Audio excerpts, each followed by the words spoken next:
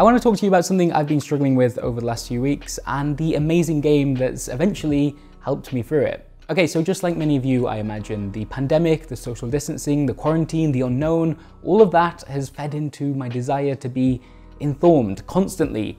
And I don't just mean in a sort of civic duty kind of way either. And where do we go when we want to be relentlessly up to date? Well, for me, it tends to be Twitter. Because on Twitter, you're just one more swipe away from the latest death toll, or another reminder that we're running out of testing kits and masks, doctors and respirators, loo roll and vegetables. If I want to be pissed at someone, and I do, I really do, it reminds me that there are just so many options. Our government were too late to take this seriously. People still aren't washing their hands properly. The President of the United States refers to COVID-19 as the Chinese virus because he's a fucking racist. Why aren't the rich helping us more? Why are the poor seen as expendable? Who on earth thought this was a good idea? Imagine all the people. I'm scared. I want to understand what's going on and I don't want to feel alone, and in theory, social media should help with both of those things. And it does, a bit, but it's also completely awful. In my case at least, it ends up being a honey trap. I go to see the latest headlines, the commentary, the outrage, the despair, and then I can't seem to climb back out again. I'm stuck in there, wallowing in it. Because how could you not? The world is sick, people are dying, I feel completely useless, and I've ended up needing to take a break from social media just for a little while. I don't think it's so great for me right now. The World Health Organization recommends that people seek information updates at specific times during the day, once or twice. And you know what? For me, that has turned out to be really, really good advice. But here's the thing, not using Twitter or Facebook, or actually the others are probably all right, aren't they? I don't know, does TikTok make people more or less anxious? This is my house! This is my house! Get out of here right now! Go get out of here! The point being that I don't just use social media to keep up with the news, I also use it to feel connected to a wider community, and leaving that behind is hard, especially when you're trapped inside your own home.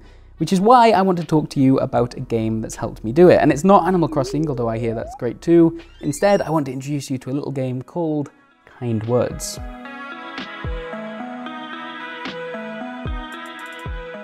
Kind Words is, in the simplest of terms, a game in which you write supportive letters to complete strangers. That's it. That's what you do. Your avatar sits down at their desk, you listen to the game's wonderfully chilled out playlist, and then you decide whether or not you want to ask for help or respond to somebody who's looking for it. It's an entirely anonymous experience, and crucially, this isn't about finding a pen pal or even a friend. Once a reply has been delivered, neither the sender nor the receiver will ever have the option to carry on that conversation further. You ask for help, you receive responses from people, and if you want to, you can thank those people for responding with a sticker. But even then, the person you thank will only be told that someone out there appreciated something they wrote. They won't know which of their letters is being referenced. And honestly, it's a beautiful experience. I found it really helpful over the last few days, and it feels kind of wrong to show other people's requests in this video, even though they're being put out there with the intention of others reading them. This doesn't feel like the right place to do that. So as an example, I'll show you the first message that I wrote in Kind Words. It's a pretty simple one, just like who knows how many other people right now I'm worried about the impact COVID-19 is going to have on the people in my life. So I sent that out into the world and began looking through other people's requests, responding where I could. Some people were after support, others advice, a few just wanted to be heard, and it felt good to write something that might actually improve somebody's day on the other end, wherever they were, whoever they were. At its core, Kind Words is about telling each other that we're going to be okay. Whatever it is that you're worried about right now, things can change, and you're not alone. Now, it's not the only thing that's helped, I should stress. I've also needed to talk to family and friends about this stuff too, but actually there's an interesting difference to point out there. Kind Words offers something that's almost kind of liberating in the fact that you can write a request, send it out into the world, and it's totally okay for another person to look at that and go, you know what, this is too heavy for me right now, or quite simply, I don't want to reply to this message. And that's fine, because there's no burden of expectation here. You don't have a relationship with these people. You're not asking a mate to help you out. You're asking a community of strangers, and that can be a relief. And unlike Twitter or Facebook, or actually this one probably does apply to TikTok as well, unlike those other platforms, there's no external image for you to worry about either. Last year I witnessed a knife attack near where I lived, and to be honest, kind of struggled to process it. The next day I took to Twitter to share parts of the experience and try and talk about how I was feeling, which did help, but I eventually regretted using the platform for that purpose. I think most people follow me on Twitter because of my work, and then suddenly here I was venting about something pretty traumatic and violent, and it just felt weird to me. It's not that I think Twitter and social media can't be used for lots of different purposes by different people for different reasons. It can, but for me it felt like I'd overstepped a boundary that mattered to me. Kind words doesn't come with that kind of baggage. There's no profile for people to click on, no prior expectations, no history, no names, no likes, no sharing, no follower count, nothing. Every single message stands entirely on its own. Speaking of which, let's go back to that first request that I sent, because I want to read you just one of the replies that I received. Your concern is justifiable. The only thing we can focus on as individuals is being very mindful of our hygiene right now and not going out unless it's absolutely necessary. I'm also worried for my parents and calling them often to talk with them and remind them to wash their hands all the time and not touch their faces, since that's all we can do. Talk to your mum, let her know that you love and care for her, and remind her to practice heightened hygiene. Sending you strength and love, stranger.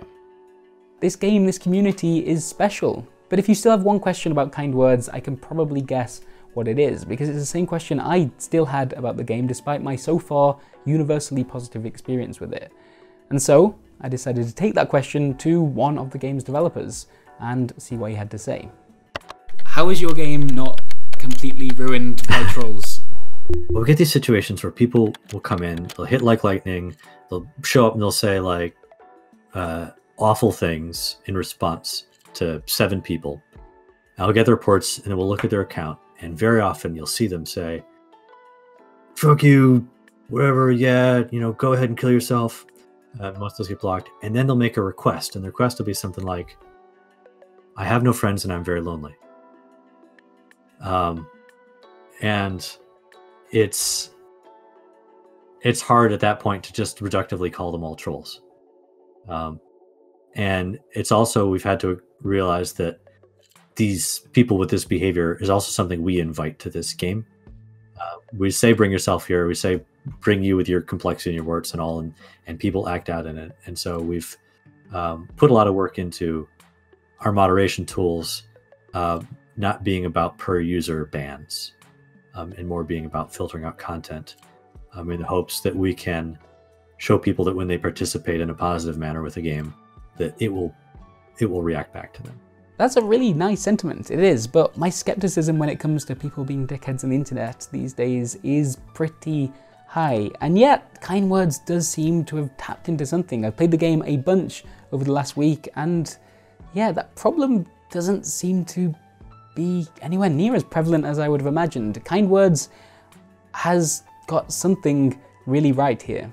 Now, of course, there are other factors at play too, like even if you do send a horrible message to someone, you're never going to see any kind of reaction. Maybe that's a part of it. The game isn't free, it's not expensive, but it does cost a few quid, and maybe that helps as well. Maybe it's the anonymity, or the name, or the aesthetic, or the fact that deep down most people don't want to be awful just for the sake of it. I don't know, but there's a community here that I found to be really surprising, and I wanted to share that with you. Now, we don't usually publish videos like this on People Make Games. If you've seen our other work, you'll know that we tend to tell stories rather than offer recommendations like this one. But we're living through an extremely weird moment in time, and yeah, I guess I wanted to talk about something that's provided me with some comfort along the way.